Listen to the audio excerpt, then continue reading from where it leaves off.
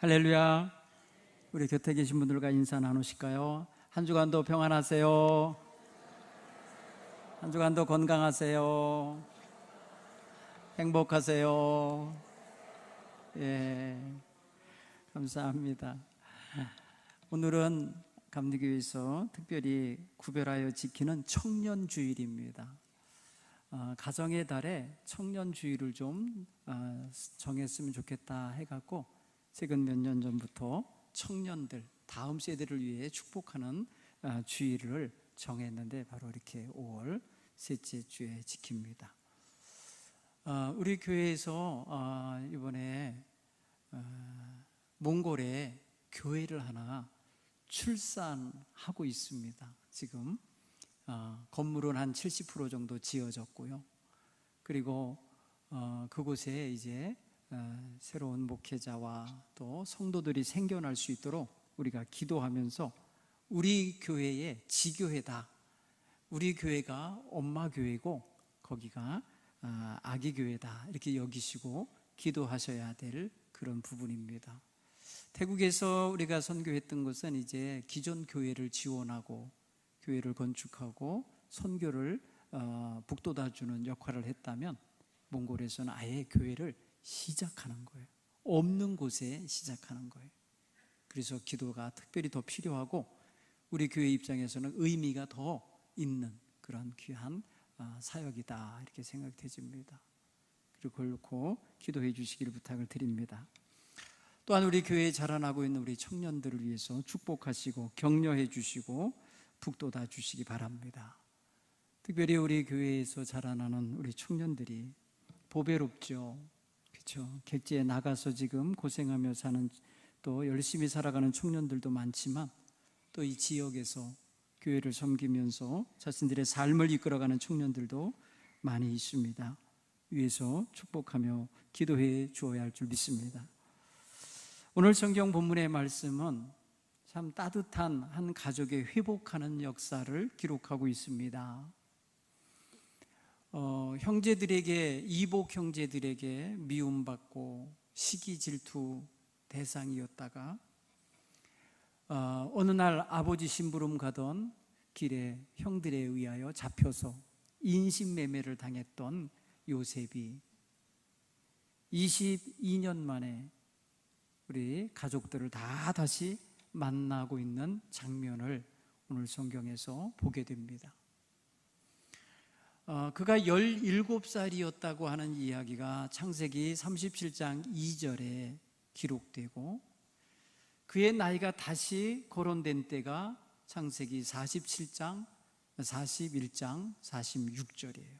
그때가 언제냐면 애굽에서 일약 국무총리로 발탁된 그때입니다. 그러면 17살에서 30살까지 사이에 13년이 지나는데 그 13년 동안 요셉은 무진 고생을 합니다. 고립무원하게 멀리 외국 타향에서 가족들하고 전혀 연결도 되지 않는 곳에서 자유로운 시민의 모습으로 아니라 남의 집에 팔려간 종으로서 고생을 하며 일하고 살아야 합니다. 게다가 억울하게 감옥살이도 몇 년 동안 하게 됩니다. 누구에게 하소연을 할 수도 없었어요. 누구도 그를 변호해주고 구제해줄 만한 사람도 없는 그냥 그대로 고립무원한 상태로 살았어요. 그러다가 바로 임금의 꿈을 해몽해주는 그런 특별한 은총의 기회를 얻어서, 그래서 일약 그 나라의 국무총리가 되는 그런 획기적인 인물이 돼요. 여러분 한번 창세기 37장부터 39장 또 40, 오늘 본문 7장까지 한번 쭉 읽어보면, 자, 요셉의 이야기를 이렇게 재밌게 기록을 해놨나 싶은 그런 느낌을 받을 거예요. 그런데 요셉이 지금 자기의 삶 속에 지대하게 악영향을 끼쳤던 10명의 이복 형제와 그의 가족들, 그들을 다 부양하려고 지금 애굽으로 모두 다 이주를 시켜 온 거예요. 원수를 갚아도 현찬을 파네, 복수를 해도 현찬을 파네, 그들을 다 먹여 살리며 봉양하겠다고 데리고 간 거예요. 여러분, 여기에 대단한 하나님의 섭리와 은혜가 있다는 거예요. 요셉은 한 번도 자기 형제들을 이를 갈며 복수하겠다고 이렇게 다짐하고 있는 모습은 없어요. 자기를 그렇게 억울하게 만들고 힘들게 만들었는데 그런 형들을 보자마자 하나님이 저들을 살리시려고 나를 앞서 보낸 거구나, 나를 먼저 보내서 총리가 되게 해서 나의 형제들을 맞이할 수 있게 하신 거구나, 어려서 꾼 꿈대로 하나님이 이루셨구나 하는 걸 깨달아요. 그래서 그는 현실에 있어서는 형들에게 팔려온 거고 형들에게 미움을 받아서 시기의 대상이 돼서 종이 된 거였지만, 해석하기를 하나님이 나를 보내신 거라고, 팔려온 사람을 자기가 스스로 하나님이 보낸 거라고 해석을 해요. 그것은 바로 무엇 때문에 가능한 거냐? 하나님의 섭리와 역사를 깨달은 은혜의 눈으로 보기 때문에 그래요. 여러분, 자기 인생을 부정적인 시각과 판단을 가지고 보면은 지지리도 못 나고 진짜 이렇게도 운이 없고 이렇게도 불행한가 이렇게 볼 수 있는 처지였어요. 그런데 은혜의 눈으로 보니까 하나님이 주신 축복이고 하나님이 행하신 거라고 깨닫고 보니까 얼마나 그것이 귀한 일인지를 알게 된 거예요. 그래서 자기 형들이 한 그 악행을 해석을 할 때 하나님이 하신 선한 일로 해석을 해요. 이게 바로 은혜 받은 사람에게서 나올 수 있는 힘이에요. 오늘 저는 청년들, 젊은 세대가 이런 은혜를 젊어서부터 하나하나 체험하고 경험하고 하나하나 쌓아갈 수 있게 되기를 바랍니다. 오늘 우리의 마음속에는 과거를 돌아보면 참 무진 고생을 많이 했다, 정말 험한 세월을 살았다, 이렇게 볼 수 있거든요. 오늘 야곱이 바로 임금을 만나면서 고백하는 것처럼 내 나이 130살인데 내 조상의 연주에 비하면, 나그네 길에 비하면 아무것도 아니라는 거잖아요. 그리고 내가 험악한 세월을 살았나이다, 이렇게 자기 과거를 돌아볼 때 아버지 야곱은 자기 인생을 상당히 부정적으로 보고 있어요. 험악한 세월을 살았다고. 그런데 요셉은 달라요. 고생하고 정말 우리식으로 말하면 팔자에도 없는 그런 종살이를 하고 남의 나라에 가서 말입니다, 그렇게 홀대당하고 억울함을 당하고 죄수 생활을 하는 이런 인생이 어떻게 이렇게 할 수 있겠나, 이렇게 어떻게 가족을 봉양할 수 있는 사람이 될 수 있을까? 은혜 아니면 할 수 없는 거예요. 하나님의 은혜로 자기가 자기됨을 깨달았기 때문에 그렇습니다.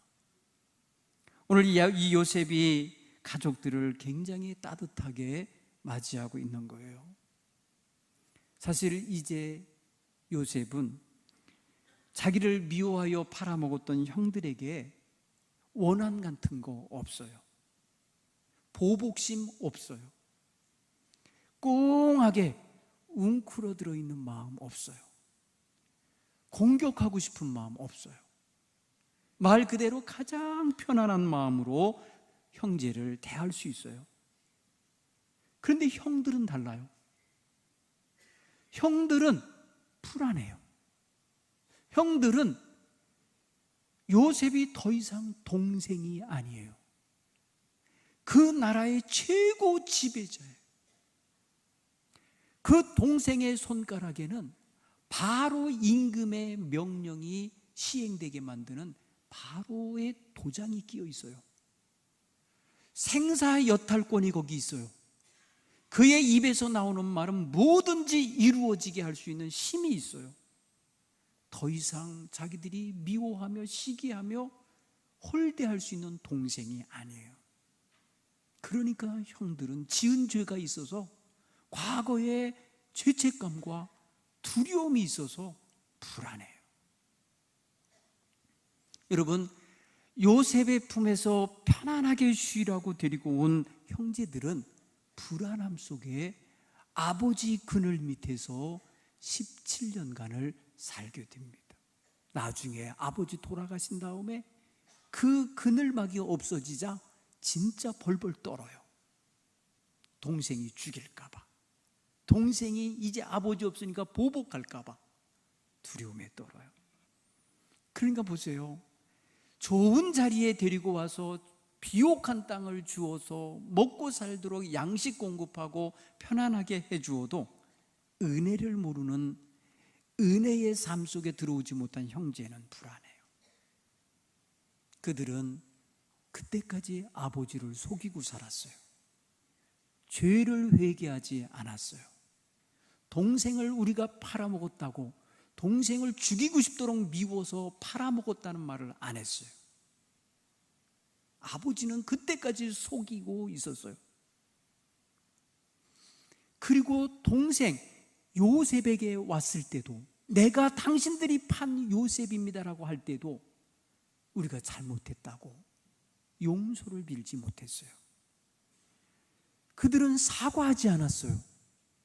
그들은 요셉 앞에 죽을 죄를 졌다고 고백하지 않아요. 벌벌 떨 뿐이에요. 사랑하는 성도 여러분, 죄를 회개하는 것도 은혜예요. 자기 죄를 깨닫게 하시는 것도 하나님의 큰 은혜임을 믿으시기 바랍니다. 그리고 그거를 고백할 수 있도록 해주시는 것도 성령님의 은혜예요. 여러분, 그들은 아버지가 죽을 때까지 자기들이 동생을 팔아먹은 줄 모르게 하고 죽어요. 그거를 요셉이 드러내질 않아요. 요셉이 그것을 아버지한테 말하지 않아요. 사랑하는 성도 여러분, 보세요. 은혜를 체험한 사람은 남을 공격하지 않아요. 남의 허물을 품어줘요. 남의 아픔을 끌어안아요. 왜? 그 모든 것이 하나님의 은혜였음을 알기 때문에 그래요. 그렇죠? 요셉은 이 모든 게 하나님의 은혜라는 걸 알았어요. 하나님이 하신 것이라는 거예요. 내가 어떻게 하나님을 대신해서 당신들을 심판하겠어요? 하나님이 하신 일인데, 하나님이 나를 당신들에게 앞서 보내신 거예요. 당신들이 나를 팔았다고 해서 근심하거나 안탄하거나 두려워하지 마세요. 이렇게 해석해 주잖아요. 여러분, 이 해석의 능력, 이게 바로 은혜에서부터 오는 거예요. 은혜 체험에서. 여러분, 우리가 지금까지 믿음 생활하면서 은혜 체험한 거 있잖아요. 하나님의 은혜구나, 이게 하나님의 뜻이구나, 이게 하나님이 나를 여기까지 오게 하신 거구나 라는 걸 고백하면 그 모든 과정 속에서 이루어진 일이 다 하나님의 역사예요. 그렇게 깨달아짐을 믿으시길 바랍니다. 여러분, 요셉이 무슨 힘이 있어서 애굽의 그 총리가 될 수 있겠어요? 자기가 스스로 노력하여 거기에 오른다고 하면요, 올라갈 수가 없어요. 그의 신분이 도저히 거기에 접근할 수가 없어요. 도저히 그는 바로 왕을 만날래야 만날 수도 없어요. 무엇으로 인해서 만난 겁니까? 바로 하나님이 바로에게 꾸게 하신 꿈 때문에 만난 거 아닙니까? 그러니까 바로가 술관원장의 추천을 받아서 감옥에 지금 히브리 청년 하나가 있는데 꿈을 잘 해몽한다는 소리를 듣고 즉각적으로 불러다가 자기가 꾼 꿈, 어떤 술객도 어떤 점설가도 어떤 현인도 해석해내지 못하는 그 꿈 이야기를 하면서 말하는 거 아니에요. 네가 꿈을 잘 해석한다면서 내 꿈을 들어보고 해석해봐라 하고 알려줄 때에 요셉이 뭐라고 그래요? 내가 아니라 하나님께서 알게 하실 것입니다 하면서 요셉은 자기의 삶 속에 개입하여 들어와서 일하고 계신 하나님의 은총이 있을 거라는 걸 말하잖아요. 그러자 나중에 그 해석을 듣고 난 다음에 바로가 너무 좋아서, 야, 이와 같이 하나님의 영에 감동된 자를 우리가 어디서 또 찾을 수 있겠냐? 여러분, 탐복을 합니다. 하나님의 사람으로 인정합니다. 하나님의 영에 감동된 사람으로 하나님의 지혜와 하나님이 주시는 놀라운 계획 속에 있음을 알게 돼서 이 어마어마한 일을 누구에게 맡길까 사람을 찾다가 바로 눈앞에 있는 요셉을 택하여 총리가 되게 한 거잖아요. 그 이야기를 보세요. 거기 어디 요셉이 개인적으로 노력하거나 로비를 하거나 그 일 나한테 맡겨달라고 자천하거나 안 합니다. 그냥 저절로 하나님의 은총 안에서 요셉에게 그 모든 것이 부여되는 거예요. 사랑하는 성도 여러분, 하나님의 은혜는 이런 거예요. 우리의 그릇에 여하야 아니에요. 하나님의 뜻에 따른 거예요. 우리가 공로를 세우고 우리가 지식을 쌓고 우리가 경험을 쌓고 우리가 포부를 크게 갖고 했다고 해서 거기에 채워지는 게 아니라 하나님의 뜻에 의하여 채워지게 되는 거예요. 하나님의 일방적인 것이었어요. 이게 요셉이 언제 한 번인들 나를 총리 삼아주세요, 나를 총리 되게 해주세요 기도한 적 없어요. 그는 감옥에서 나오고 싶었던 건 맞아요. 술 관원장의 꿈을 해석해주고 당신은 3일 후에 복직될 겁니다 할 때에 나를 기억해 주세요, 나는 여기 들어와 있을 사람이 아니에요, 여기 들어올 죄를 진 사람이 아니에요 라고 말했지만은 술 관원장은 나가서 바로 잊어버렸어요. 요셉이라는 존재의 미미한 존재를 안중에도 안 둔 거예요. 2년이 흘렀다고 그래요, 성경은. 그 후 2년이 지나고 바로가 꿈을 꿨을 때, 그걸 해몽하지 못할 때, 그때서야 술관원장의 머릿속에서 떠오르는 인물, 바로 히브리 청년, 바로 요셉이 거기서 나오는 거예요. 보세요. 무엇 하나 요셉이 로비하거나 촉구하거나 사람들 통해서 무슨 쪽지를 보내거나 그런 거 없었어요. 그러니까 요셉은요, 전적으로 이 모든 되어진 일이 하나님의 은혜임을 알고 그것을 깨달으니까 야, 놀랍다 했겠죠. 나이 30살이에요 그때가. 성경은 41장 46절에 요셉이 총리가 됐던 때 나이가 30살이래요 사랑하는 성도 여러분, 30살이면 한 나라를 운영할 수 있는 사람도 돼요. 하나님이 맡겨주시니까. 그렇죠? 지난 지방선거 때인가요? 친구 목사님, 후배 목사님 아들이 충주의 시의원이 됐다고 그러더라고요. 네.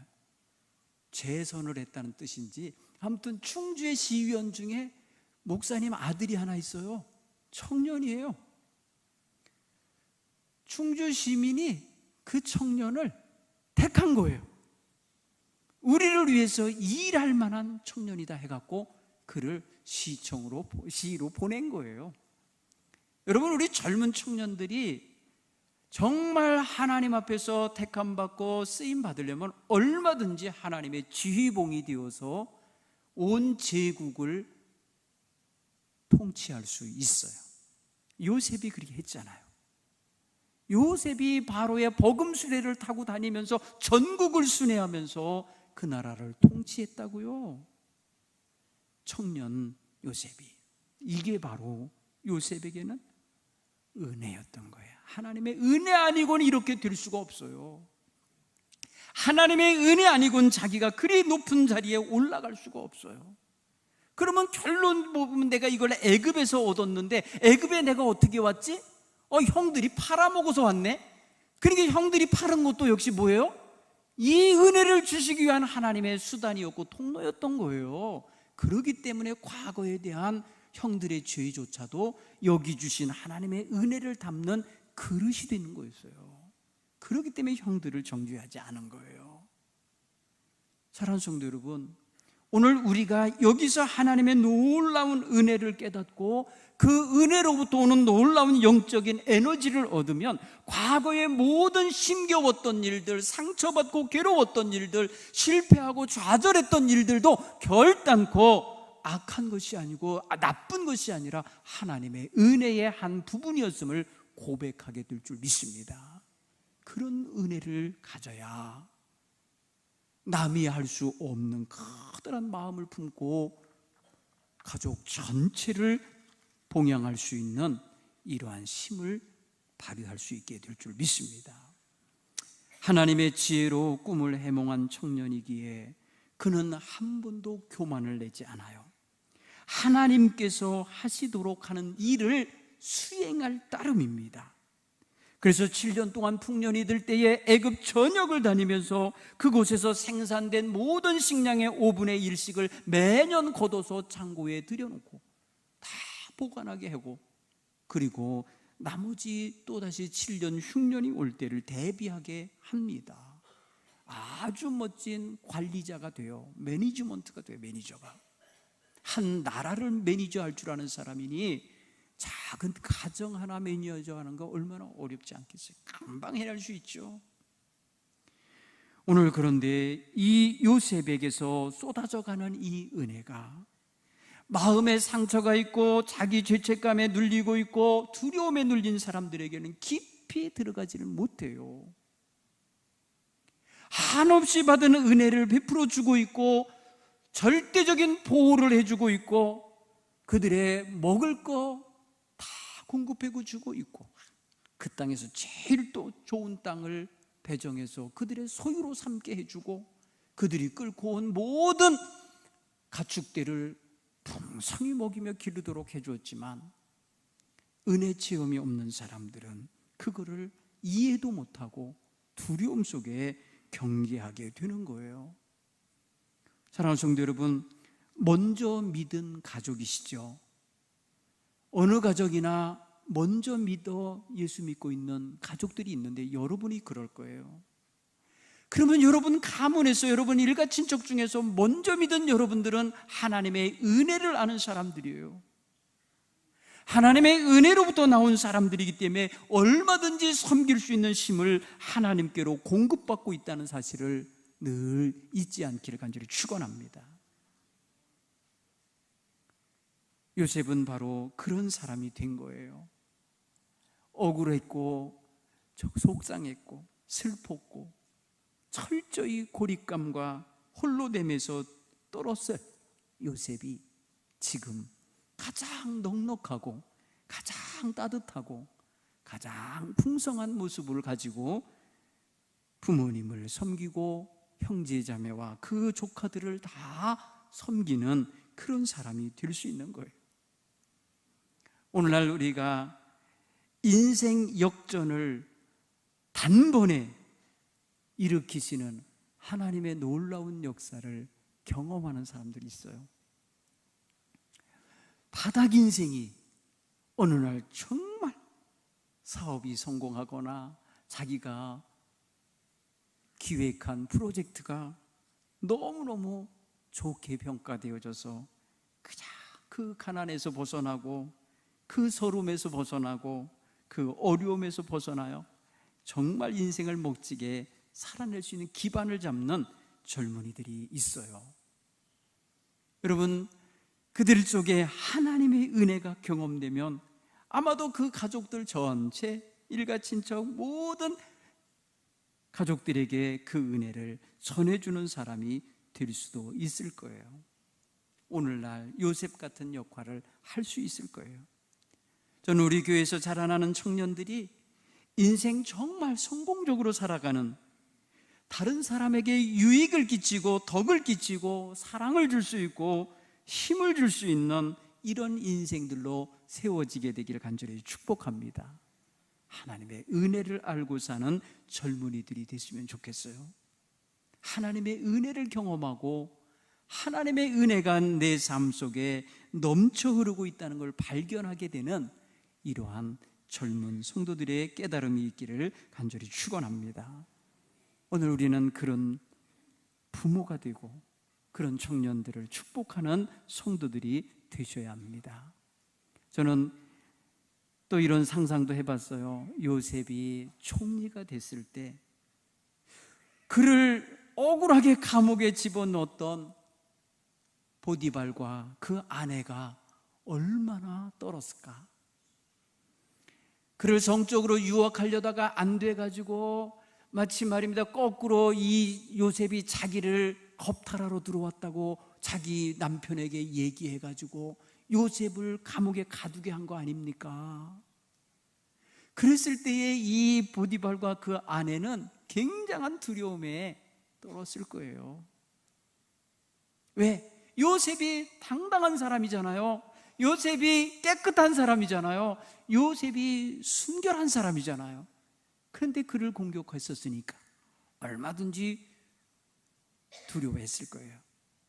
그러나 이건 역시 요셉은 하나님의 은혜의 통로로 쓴 거예요.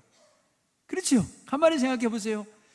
요셉이 감옥에 들어가지 않았으면 술관원장을 만날 수가 없어요. 그렇죠?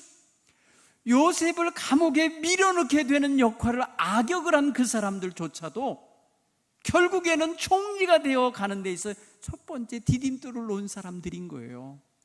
의도하지 않게. 그들이 그렇게 총리 만들기 위해서 넣은 거 아니잖아요. 정말 자기의 종을 그냥 고생시키려고 감옥에 집어넣은 거 아니에요. 그런데 하나님은 그거를 바꿔놓으신 거예요. 그러한 억울함을 바꾸셔서 최고의 영광을 얻는 통로로 사용하신 거예요. 자, 보세요. 오늘 우리가 어떤 처지에 있든지 그 모든 건 부정적으로 보지 마세요. 하나님이 더 좋은 것을 주시기 위한 지금 통로일 수 있어요. 하나의 단계일 수 있어요. 하나의 과정일 수 있다고요. 그러니 낙심하지 마셔야 돼요. 속상해하지 마셔야 돼요. 요셉은 그때요 얼마나 발버둥을 쳤겠어요. 나 그런 짓 안 했어요. 나 그런 나쁜 생각 안 했어요. 나 이 감옥에 들어갈 죄에 안 졌어요 하고 주인한테 얼마나 호소했었겠어요. 그런데 무시당했어요. 그래서 감옥살이 해야만 했어요. 근데 성경은요 놀랍게도 그 장면에서도 여호와 하나님께서 요셉과 함께 하셨다고 기록합니다. 하나님은 그런 억울한 상황에서도 하나님께서는 요셉과 동행하셨다는 거예요. 그래서 간수장에게 은총을 받아서 감옥에서 들어가 있지만 감옥의 관리자가 되게 해주신다고요. 거기서 매를 맞고 지낸 게 아니에요. 감옥 전체의 행정을 보고 거기 관리하고 있어서 그럴 때에 술관원장을 만난 거예요. 생각해 보세요. 다 섭리 아닙니까? 다 하나님이 퍼즐을 맞춰 놓듯이 하나하나 넣어 놓은 거 아니냐고요. 오늘 우리가 어떤 처지에 있든지 하나님의 은혜의 퍼즐로 그 인생의 시간을 받으시기 바랍니다. 그래서 능력을 얻으십시오. 그래서 거기서 하나님을 만나십시오. 거기서 하나님이 하시는 일을 목격하시고 경험하시길 간절히 축원합니다. 내 목표가 아니에요. 요셉은 자기 목표 없었어요. 자기 목표 거기에 간수장 되는 것도 아니고 자기 목표 없어요. 자기는 자기의 놓여있는 자리에서 충실하게 살 따름이었어요. 그랬더니 하나님의 목표를 향하여 하나님이 데리고 가신 거예요. 하나님이 이끌어내신 거라니까요. 사랑하는 성도 여러분, 이거는요 하나님의 커다란 섭리 속에 들어있는 하나의 토막이라는 것을 우리는 이해할 수가 있어요. 창세기 17장에 보면은 하나님께서 아브라함 그의 증조할아버지랑 언약할 때 내가 네 자손을 큰 민족이 되게 할 건데 다른 민족을 400년을 섬기게 될 거다 이런 얘기를 하셨거든요. 그런데 그 큰 민족이 될 수 있는 터전이 어디예요? 지금 가나안 땅은요, 목말라 죽겠고 먹을 것이 없어서 죽을 것 같은 그런 현실인데, 그런 데서는 이룰 수 없다는 걸 아는 거예요. 그래서 가족 모두를 고센 땅으로 데리고 오는 거 보세요. 고센 땅은 바로 그 가족이 민족이 되는 바탕이 돼요.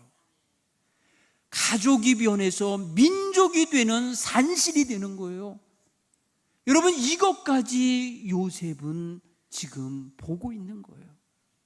나중에 여러분, 요셉이 세상을 떠날 때 뭐라고 그러는 줄 아세요? 하나님이 당신들을 기억하시고 약속의 땅으로 돌아가게 할 날이 올 겁니다. 예언자적인 감각을 갖고 있었던 거예요. 사랑하는 성도 여러분, 과거의 하나님의 은혜를 알아야 미래로 향하는 하나님의 뜻도 알 수 있음을 믿으시기 바랍니다. 그러니 보세요, 과거의 삶의 경험이 아프고 좌절스럽고 절망적이고 부정적이었다 해서 오늘 이 현실에서 그것을 부정으로 선포하고 부정으로 결론을 내려놓으면 앞으로 미래가 없는 거예요. 미래가 암담한 거예요. 그러나 과거에 걸어온 모든 것을 오늘 여기 현재에서 은혜였습니다, 하나님의 은혜입니다라고 고백하셔야 돼요. 그래야 이 은혜가 미래로 향하는 디딤돌이 되는 거예요. 출발점이 되는. 오늘 저와 여러분, 여기가 은혜를 고백할 자리라 믿으시기 바랍니다. 오늘이 바로 은혜를 말해야 되는 자리라고 믿으시기 바랍니다. 그래서 여기서 하나님 감사합니다. 나를 나되게 하신 거 하나님이십니다. 오늘 여기까지 인도하신 거 하나님이십니다. 오늘 이 말씀 받게 하신 거 하나님의 은혜입니다. 고백하고 출발하시기 바랍니다. 그래서 앞날이 하나님께서 인도하시는 축복의 날이 되시길 간절히 축원합니다. 기도하겠습니다.